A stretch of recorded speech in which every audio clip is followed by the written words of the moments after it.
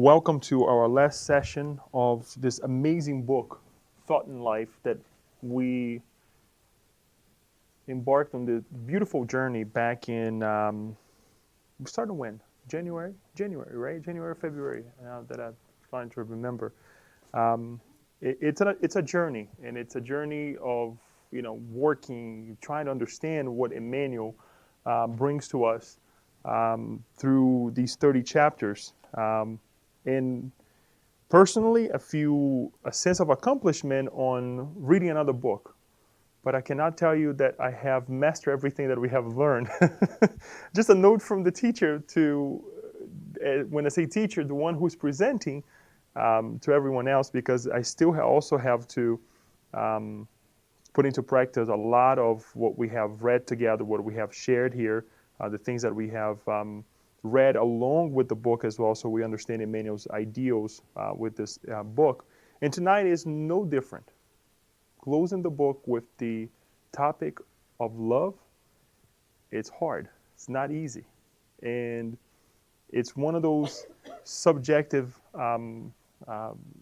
ideas that, everyone have or a saying about love, or sees and feels and share loves in a different way.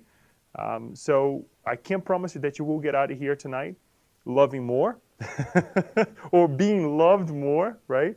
But all that we can do is to perhaps share some of the tools and some of the examples that Emmanuel brings to us about love, on how to love, on how to become more lovable, right? And it's not easy. The only thing that I can say that when we study this chapter is the assurance that each one of us, we are in the right path. And we already love. We can do more, but we are on the right path. And that is an amazing thought, because we have our doubts of what love is, of what, to express love, how to receive and how to be open for love, which is something that we need to work on. But for sure, we're on the right path. And otherwise, we wouldn't be here. This is another reassurance for all of us that we're on the right path. So stay put, bear with me as we embark on this journey, right? Before we get into the whole study about love, which is the last chapter, we see that we went through all these chapters. Chapter 1, the mirror of life, our mind, right? It's important that we remind one another that we connect with one another through thought. We emanate and we receive. It's a constant exchange, and it impacts us more than we think, more than we can even bear to think. Because if we really go deep into the thought, it becomes scary at first. But then you're like, wow, I really have the power to change my surroundings. I really have the power also to stop any negative influence, or when I say stop, to mold the negative influence that we have with one another. And I think this is one of the key elements of this chapter, love, that we will learn together, is that we have this capability. Interestingly enough, as we were reading the book Happy Life to prepare for the talk this past week, throughout this week, please forgive me, I don't remember the chapter now, but one of the things that Joanna de Angelis reminds us through the book Happy Life is that we are not past buyers of the universe. We are it. We are part of it.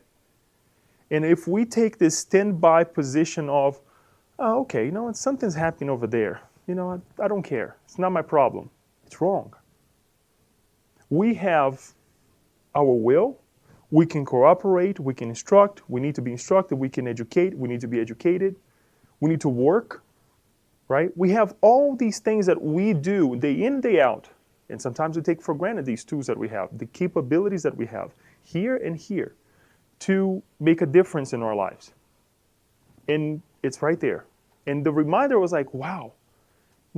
Obviously it wasn't by chance that I opened randomly in the book and read that passage before I started working on some of the parts of the talk tonight. But it is so true that with our thoughts, with our feelings, we can mold what comes towards us. And we can be more proactive of what we are letting out. We're putting out there, projecting towards others. So here are the some of the topics that we talk about. We saw how important it is the cradle, how important it is the family, how we fit in the family, right? And what is our position in the family as well? Whether when we obviously reincarnated on Earth with the family, and then we grow and we then part to establish a new family. Children, the body, our health, our vocations, right? And the profession. There's two different things there. Some of you may remember some of the amazing topics that we discussed during this chapter, as well as society, prosperity, habit, duty, guilt, how guilt really pushes us down, and we are not able to evolve as fast as other ones that perhaps don't have this feeling of guilt. Assistance, humility, tolerance, prayer, obsession, illness, and death. And now, love. I want to remind everyone of perhaps the question that I posed the last session, session number 10. Does anybody remember the question that I posed before we part? Obviously not, because it was 2 months ago. So I will help you guys. The question was, bring to mind or connect with something that you love, because that brings us joy, right? Something that we love, something that is appealing to us. And it can be something material. That's okay. Remember, we're all in the right path. So there's no wrong or right answers. But also to connect with something that you are learning to love. Now here comes the challenge, right? Learning to love. Because whether you like or not, guess what? One day you will love that undesirable thing or individual. And we'll see it tonight. Connect. You can think now. It's a moment for you to think. As I'm talking, I want you guys to bring to heart, and we will utilize this later on, not directly, but indirectly. Why? Because we progress. And this is one of the points that we would like to bring before we get into the idea of love. Everything progresses. The law of progress that we study with the Spirit's book. We think that progress is something that we see us taking this beautiful blue chair or this computer and making it better. We usually think of progress of the materialistic part of our lives, right? Oh, look how we have progressed in our lives. But our feelings, our ideals, our ideas will also progress. But that's one of the problems that we still think of nowadays, think, oh, you know what? That progresses, but us, no. And sometimes we have that feeling because there's still a lot of things that we have done wrong in the past, and we're still doing it over and over and over. But let's just go over this, because if we don't have this foundation, and if we don't have this idea of progress well established in our minds and our hearts, it's going to be hard to understand what the progression of the feeling and what love truly is.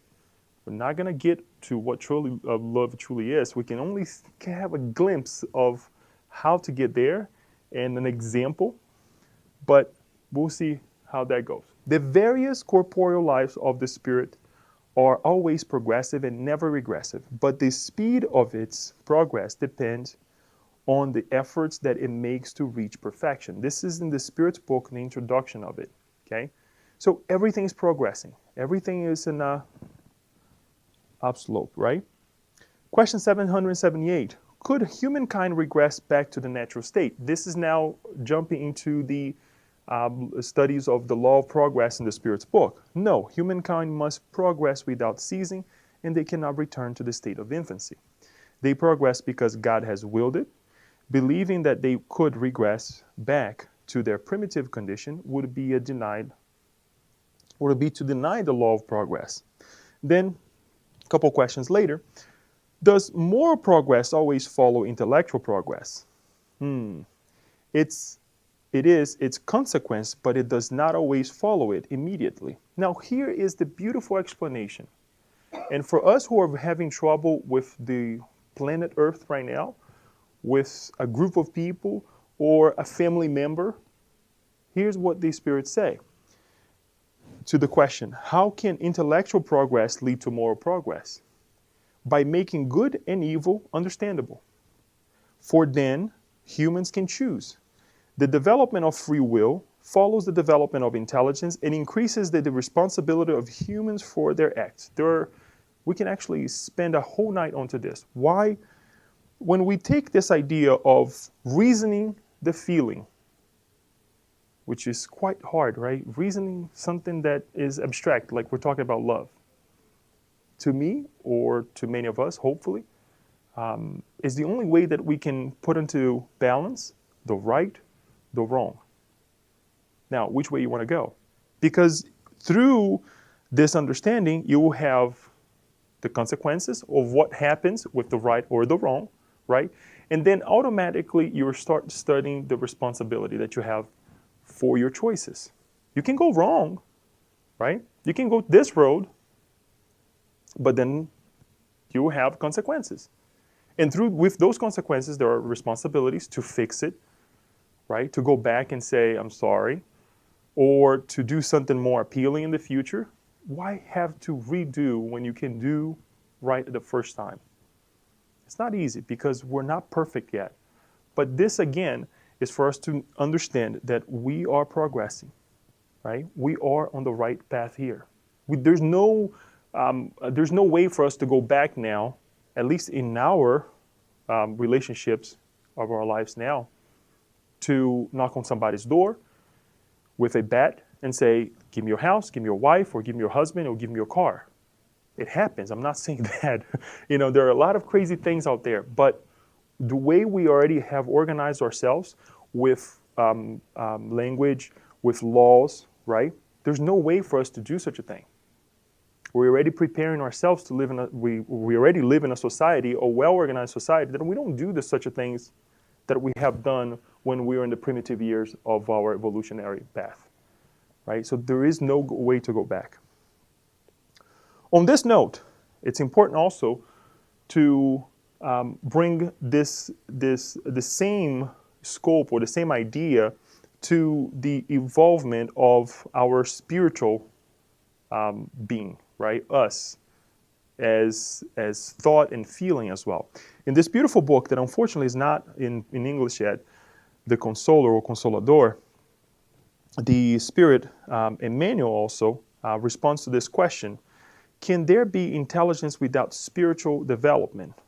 He says, let us say, better, human intelligence without sentiment development. Let me go back. Let us say it's better. Human intelligence without sentimental development. Because in this imbalance of sentiment and reason, the painful reality of the world now rests.